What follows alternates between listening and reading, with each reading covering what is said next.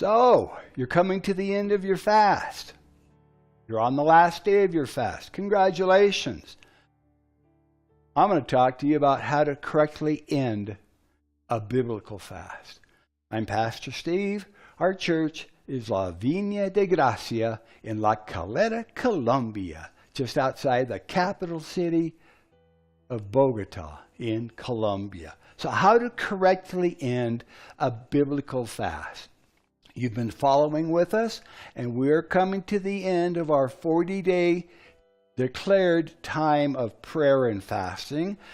Our campaign is called Declaring War in the Heavenlies and Victory on the Earth. And we are ending our biblical fast in the next few days. So you've been following with us. Let me give you some practical tips that I have learned over the years. It doesn't matter if you did a 3-day fast or a 7-day fast or a 14 or a 21-day fast, or even if you did a 40-day fast. Now is the time to end the fast and to rejoice and to celebrate.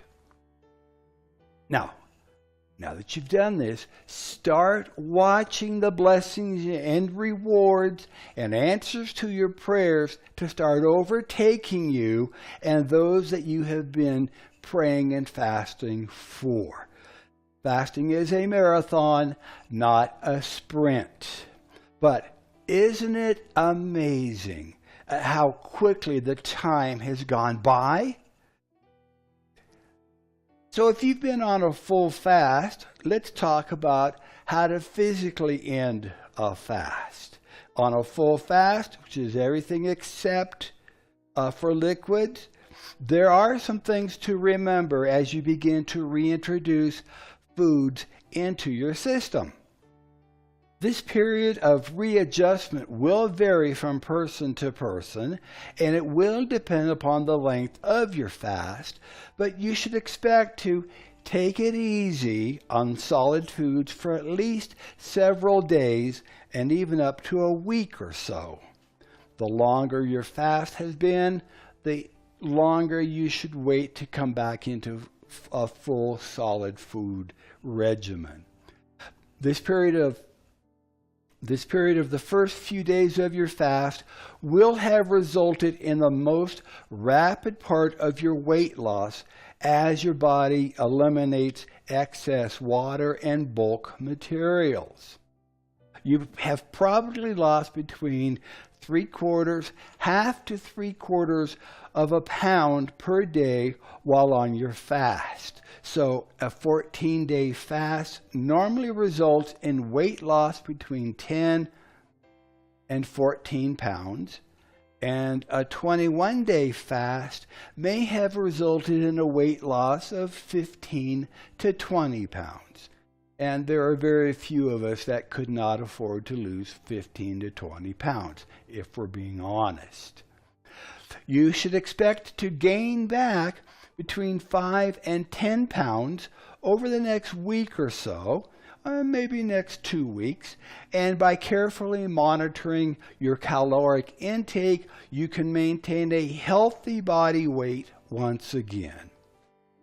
Your stomach has been slowly shrinking, and by the end of your fast, the stomach's capacity is not as large as it was before you started. You might be surprised to find that it does not take a lot of food to fill it up. In fact, you might find that your pre-fast grazing habits and emotional feeding no longer exists. So why reintroduce bad habits now that you've completed your fast?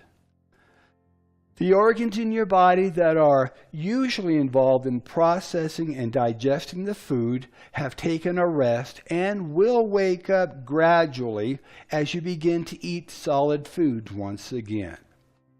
So when you break your fast, be careful with how much you eat, what you eat, and how you eat it. Give your stomach and organs time to return to normal size and to wake up fully. Now, when breaking a fast, now is the time to really change your pre-fast normal types of food, and you should consider eating healthier. I will usually start off with fruits and juices, preferably fresh squeezed. And just remember that for the first 24 to 48 hours, you might experience a bit of diarrhea, and the juices will pass through your system quickly at first. Be prepared and plan ahead. This is another excellent reason not to splurge and start eating solid foods right away. Try drinking the juices and eating the fruits and vegetables every 3 to 4 hours, which allows your system to readjust more easily. Yogurt can be introduced fairly early on after breaking your fast. Fresh soups are also very easy on the body, and after a few days, you might want to include some starches such as bread, potatoes, or rice, but it is best not to add too much sugar at this point. Eat slowly. Chew your food thoroughly. Chew your food well so that it is introduced to your stomach in a liquid form. As you feel full, stop eating. And as tempting as it might be, do not break your fast with highly processed foods such as McDonald's French fries or hamburgers. Now, if you had been fasting for a longer period of time, the food will not taste the same as you remembered. And after all the hard work and efforts, why toss it aside with junk food? So, how can you win your fast spiritually? Well, even though you can rest physically, now is not the time to rest spiritually. Let me say that again. This is an important point. Even though you can rest physically, now is not the time to rest spiritually. Now, here's what I mean by that. Your enemy, the devil, may try to tempt you or to attack you as you begin to walk in the blessings that are following after you. Not only are they following after you, they are overtaking you. James chapter 4, 7 and 8 instructs us to submit yourselves therefore to God. Resist the devil and he will flee from you. Draw nigh to God and God will draw nigh to you. Even Jesus, after his 40 days of fasting and prayer time in the wilderness, he was tempted by Satan. And you can read that in Matthew chapter 4, Mark chapter 1, and Luke chapter 10. In other words, you should expect to be tested in your faith and resolve. 1 Peter chapter 5, verses 8 and 9 tells us that Satan is like a roaring lion, seeking whom he may devour. But remember, Satan is only like a roaring lion, and in reality has lost power over your life as a result of your fast. Throughout your fast, you have been consecrating your life and focusing on the things of Jesus. And your spiritual ears have become more alert and sensitive to hearing and responding to the voice of the Holy Spirit. Now you are alerted to even the smallest of sins and disobedience in your life that will grieve the Lord and that will try to keep you away from his presence. Satan will try to convince you that Now you're spiritually mature. You have arrived. That it would be okay for you to go back to those areas of disobedience and sin. It would be a very subtle attack and will not even seem like it's happening. But be alert. Be disciplined and be intentional in your pursuit of the Lord.